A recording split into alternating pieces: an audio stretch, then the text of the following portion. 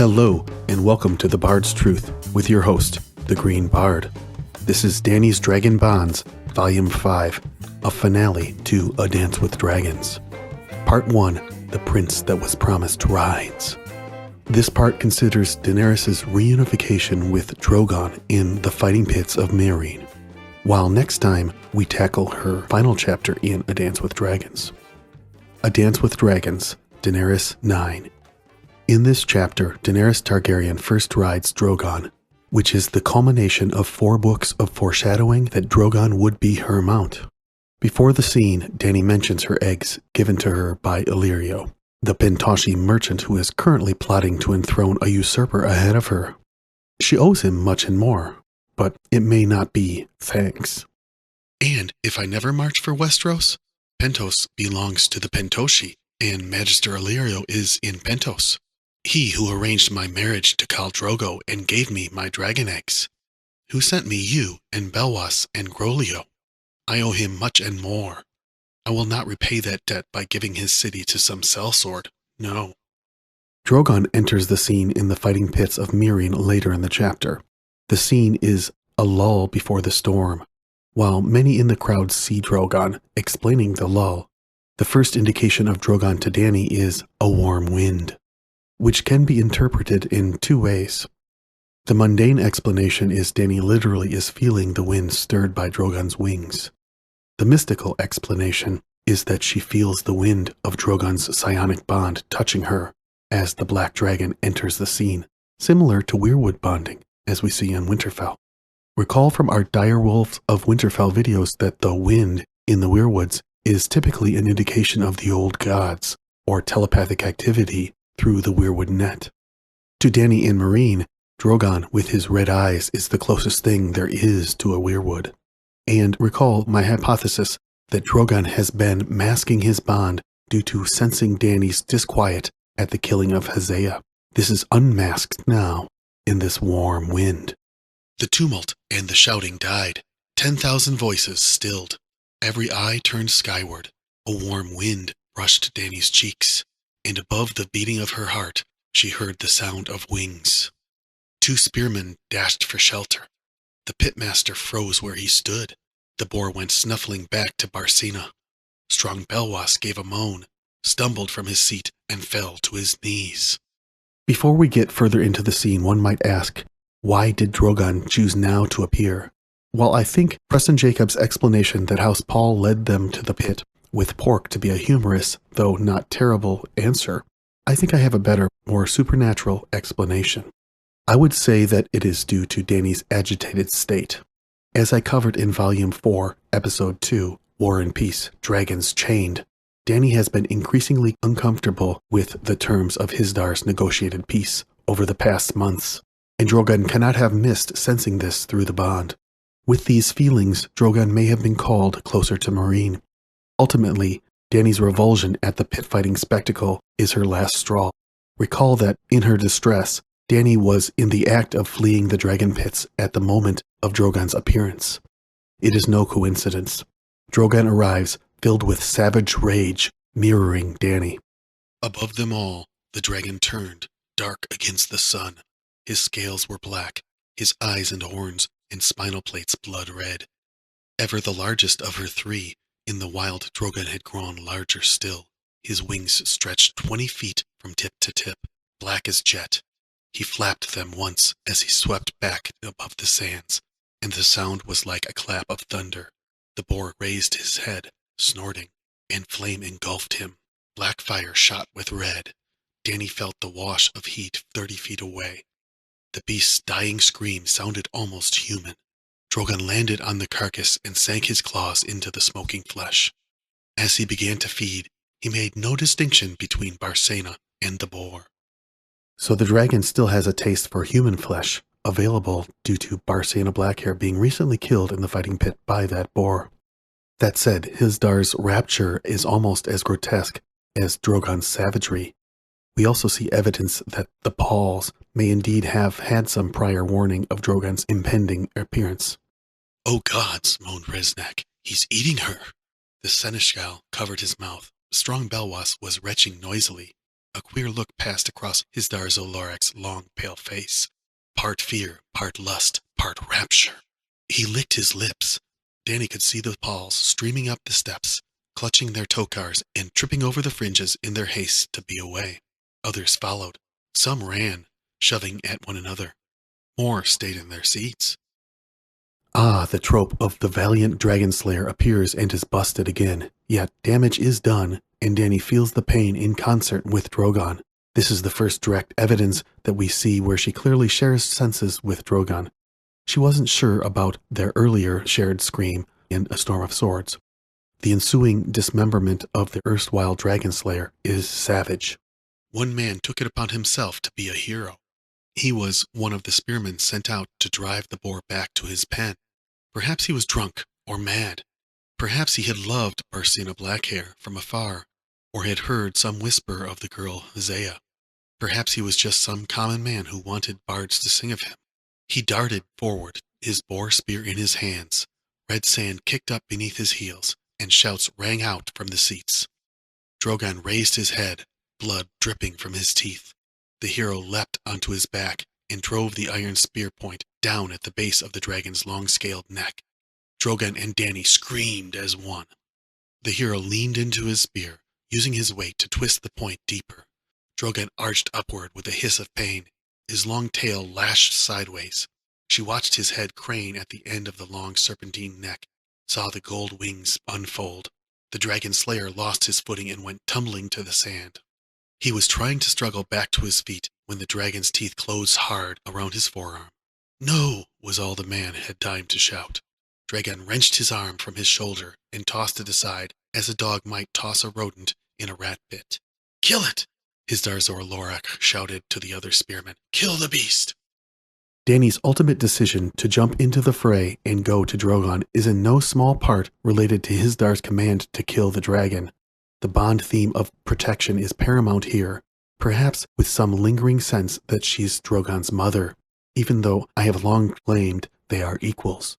Despite her instinct to protect, few would argue that the fearsome Drogon needed it. He seems to have the remaining spearmen well in hand. Drogon and Dany are now perpetuating their mirrored rage. Literally inflamed with the rage, Drogon nearly doesn't recognize Dany when she calls to him, snapping at her as if he couldn't distinguish her from the attacking spearmen. "Let me go!" Dany twisted from his grasp. The world seemed to slow as she cleared the parapet. When she landed in the pit, she lost a sandal. Running, she could feel the sand between her toes, hot and rough. Ser Barristan was calling after her. Strong Belwas was vomiting. She ran faster. The spearmen were running too. Some were rushing toward the dragon, spears in hand. Others were rushing away, throwing down their weapons as they fled. The hero was jerking in the sand, bright blood pouring from the ragged stump of his shoulder. His spear remained in Drogon's back, wobbling as the dragon beat his wings. Smoke rose from the wound. As the other spears closed in, the dragon spat fire, bathing two men in black flame. His tail lashed sideways and caught the pitmaster creeping up behind him, breaking him in two. Another attacker stabbed at his eyes until the dragon caught him in his jaws and tore his belly out. The Myronese were screaming, cursing, howling. Dany could hear someone pounding after her. "Drogon!" she screamed. "Drogon!" His head turned. Smoke rose between his teeth. His blood was smoking too, where it dripped upon the ground. He beat his wings again, sending up a choking storm of scarlet sand. Dany stumbled into the hot red cloud, coughing. He snapped. Or perhaps Drogon knew exactly who she was, and the snap is in payment for her shutting him out of her world during their estrangement, maybe even mixed with a self-loathing tantrum at feeling her rejection of his killing of Hosea. Pissed at her because she let it come to this point. Drogon seems to be able to see her clearly enough if the reflection in his eyes is any indication. Either way, Dany is filled with a savage rage. In the smoldering red pits of Drogon's eyes, Dany saw her own reflection. How small she looked, how weak and frail and scared. "I cannot let him see my fear," she scrabbled in the sand, pushing against the pitmaster's corpse, and her fingers brushed against the handle of his whip. Touching it made her feel braver. The leather was warm, alive. Drogon roared again. the sound so loud that she almost dropped the whip. His teeth snapped at her. Mayhaps Drogon was even trying to assert his dominance over Dany. Should we add dominance to our list of Bond themes alongside obedience and independence? I think yes. Control too. Dany now asserts her own will to Drogon. This is not taming, as was clearly a fanciful idea of Quentyn's. But instead, Dany is gaining Drogon's submission. It isn't easy as Drogon protests with flame, hiss, and roar. Dany hit him. No, she screamed, swinging the lash with all the strength she had in her. The dragon jerked his head back. No, she screamed again. No! The barbs raked along his snout. Drogon rose, his wings covering her in shadow.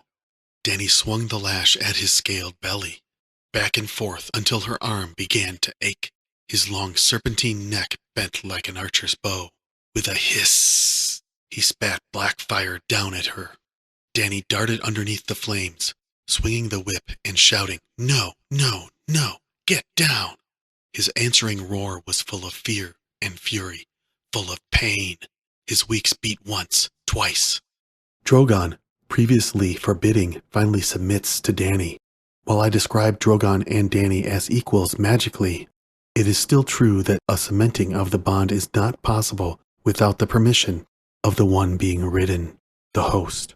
Make no mistake, while thoughts and feelings flow both ways through the bond, as we've seen throughout my studies of the bond, the warg, the skin changer, or dragon rider is figuratively riding the flesh of the host, even as the dragon rider is literally riding at the same time. Sometimes with the weak-minded host, this cementing of the bond can happen forcefully. Take Bran and Hodor, for instance, or Varamir with his beasts. By contrast, if a relatively weak rider attempts to enter the flesh of a more strong-willed host, it will simply not work. Good examples of this are Bran with the eagle in A Storm of Swords, Varamir with Thistle in A Dance with Dragons, or Alan of Hull with Sheepstealer in The Dance of the Dragons. In any case, Drogon's submission allows Dany to do exactly this. I hypothesize that when Dany was thinking that Drogon is fire made flesh, as is she, is the feeling of Drogon's fire within herself, the shared essence of Drogon's heart fire as he fully opens up to her. And folded. The dragon gave one last hiss and stretched out flat upon his belly. Black blood was flowing from the wound where the spear had pierced him, smoking where it dripped onto the scorched sands. He is fire made flesh, she thought, and so am I. With Drogon's well-earned submission and seemingly grudging respect, he allows Dany to ride him. In an act of protection, she first pulls away the spear from his wound. Then they are away, and the life bond is complete. She is the blood of old Valyria, no doubt, no doubt. Daenerys Targaryen vaulted onto the dragon's back, seized the spear, and ripped it out. The point was half melted, the iron red-hot, glowing. She flung it aside. Drogon twisted under her, her muscles rippling as he gathered his strength. The air was thick with sand. Dany could not see. She could not breathe. She could not think. The black wings cracked like thunder, and suddenly the scarlet sands were falling away beneath her. Dizzy, Dany closed her eyes. When she opened them again, she glimpsed the Myronese beneath her through a haze of tears and dust, pouring up the steps and out into the streets. The lash was still in her hand. She flicked it against Drogon's neck and cried, "Higher!" Her other hand clutched at his scales, her fingers scrabbling for purchase. Drogon's wide black wings beat the air. Dany could feel the heat of him between her thighs. Her heart felt as if it were about to burst. Yes, she thought. Yes, now, do it, take me, fly! Dany seems to exit the scene with some fear, but more so overriding exultation at becoming the first dragon rider since the Dance of the Dragons. In the final paragraph of that passage, she again exerts her will in urging Drogon to ascend higher, to which he complies. As I've said before, I think a dragon can't be truly controlled, in agreement with Viserys' claim in House of the Dragon. That said, they can give their assent and follow the order. Make no mistake though, this is not obeisance, only compliance. It is the dragon's choice to comply, although that may not be true if a magical talisman such as Euron Greyjoy's Dragonbinder horn, is used. Assuming Dany never uses such a talisman, this battle of wills, the balance of obedience, independence, dominance, and control, will be extremely important for Dany and Drogon going forward. I'll note that we see elements of the bond many times in House of the Dragon on HBO. In my opinion, the showrunners either have a good understanding of the bond or they got very good notes from George R.R. Martin. A good example is how Aemond, with his younger bond to Vhagar, struggles to control the strong-willed older dragon in the killing of Lucerys Velaryon at the end of Season 1, but seems to exert better control in Episode 4 of Season 2. Still, in his lack of experience, he chooses to exert direct control over Vhagar's fighting style in the scene, using the Dracarys command, directing Vhagar to breathe dragon fire. Vhagar, of course, complies savagely. Conversely, Rhaenys uses the Angos command or attack in the common tongue, to which the less savage Meleys complies but doesn't choose to use dragonfire. This can be argued to show that Rhaenys and Meleys have a more mature dragon bond, more about giving direction and ideas rather than trying to exert control. Sadly, it doesn't work out well for the two of them in that scene.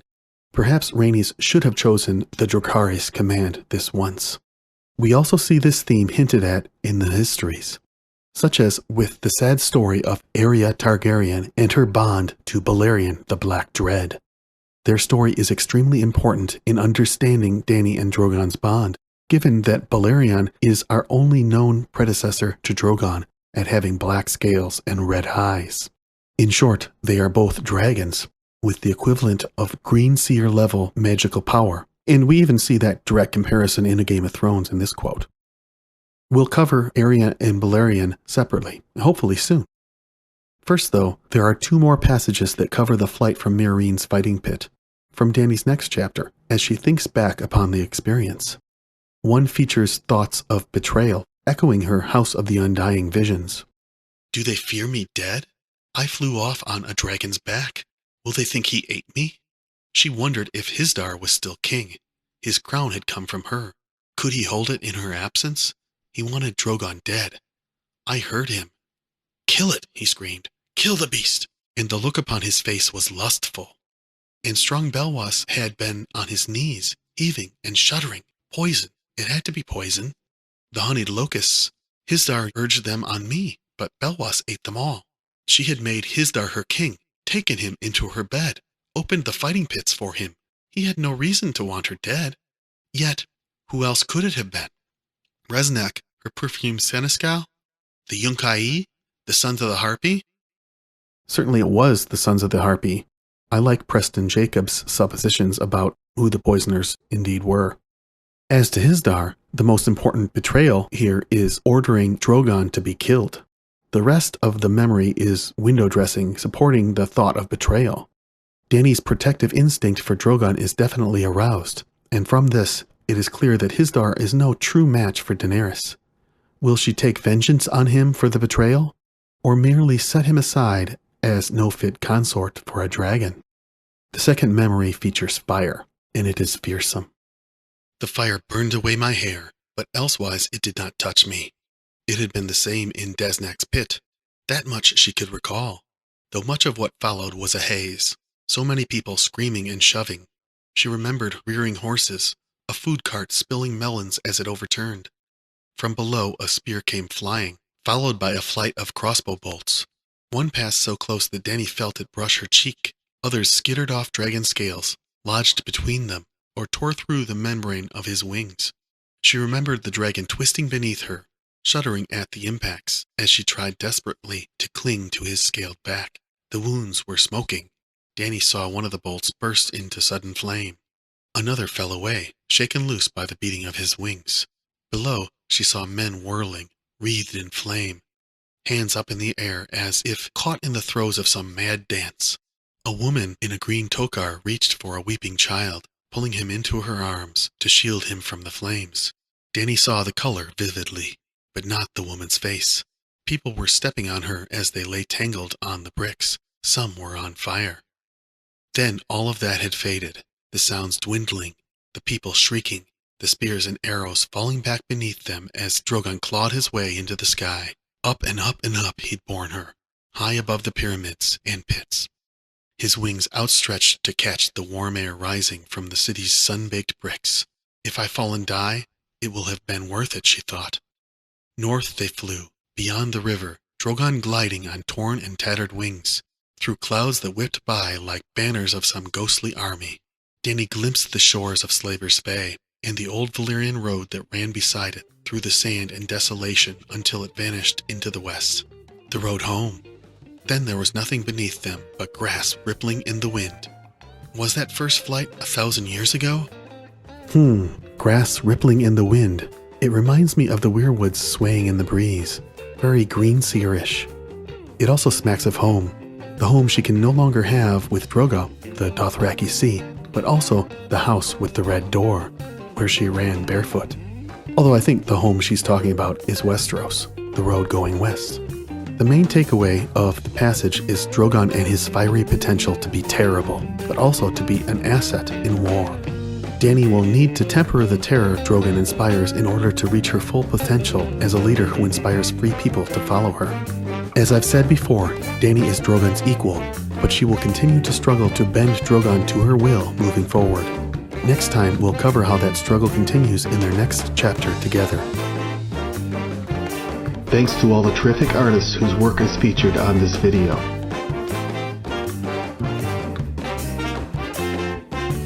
Thanks especially to those in my family who helped in this series so far.